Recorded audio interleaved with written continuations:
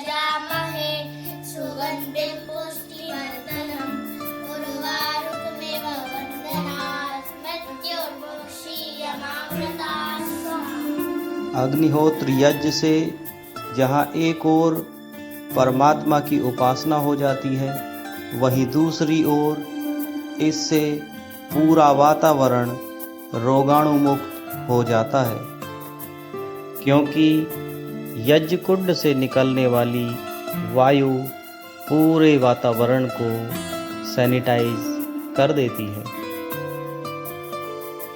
इसकी भस्म को छान करके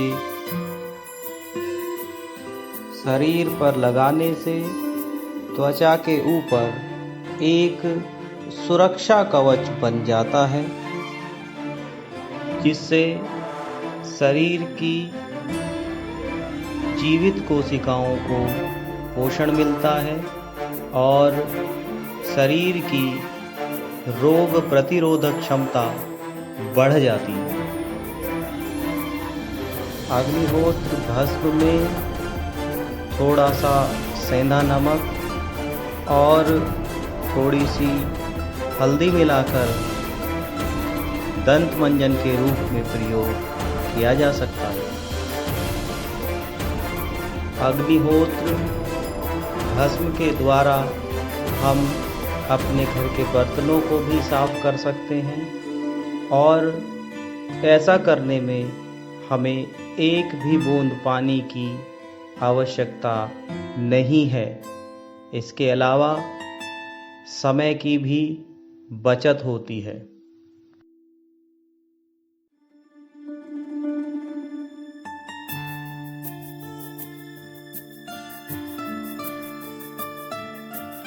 अग्निहोत्र भस्म से पानी को भी शुद्ध किया जा सकता है।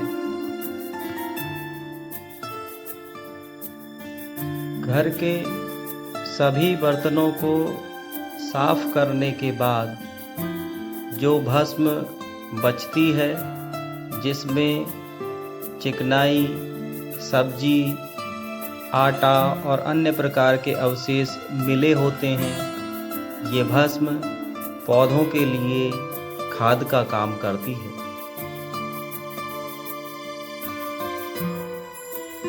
पहले जो हमारी परंपरा थी, भारतीय संस्कृति सभ्यता थी, उसमें ऐसे ही बर्तन साफ किए जाते थे।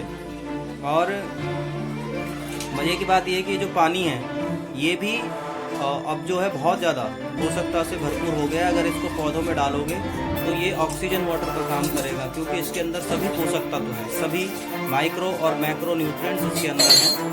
और इस पानी को यदि हम पौधों में डालेंगे तो पौधों की बढ़वार बहुत तेज़ी से होगी।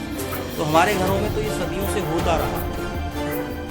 माताएं बहनें जो हैं इसी तरीके से बर्तन साफ़ किया करती थी। आप देखिए कितने कम पानी में आप जो है बर्तन साफ़ कर लेते थे।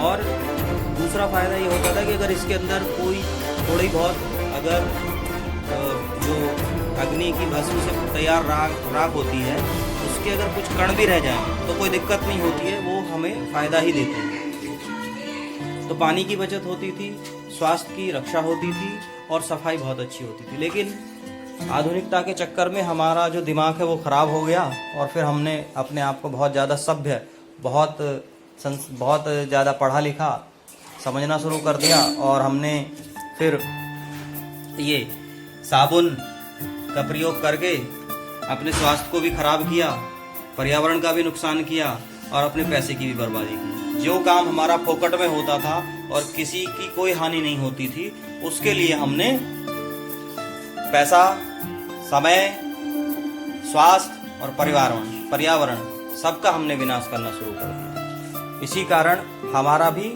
विनाश शुरू हो गया पर्यावरण के द्वारा और आज हम अपने घरों में बंद बैठे हुए। हमने पाश्चात्य सभ्यता का अंधानुकरण किया, उस पाश्चात्य सभ्यता का जिसके पास देने के लिए कुछ भी नहीं है। वो तो भिखारी हैं, वो तो हमेशा भीख मांगते ही रहते हैं और उन्होंने देने का कभी काम किया ही नहीं है। उन्होंने तो हमेशा लूटने का, छीनने का, झपटने का, लेने का ही काम किया। देने का जो विधान है, जो संस्कृति है, जो सभ्यता है, जो भाव है, वो सिर्फ भारतीय संस्कृति के अंदर ही है। और इस पूरे विश्व का कल्याण तभी हो सकता है यदि भारतीय संस्कृति, भारतीय सभ्यता को अपनाया जाए।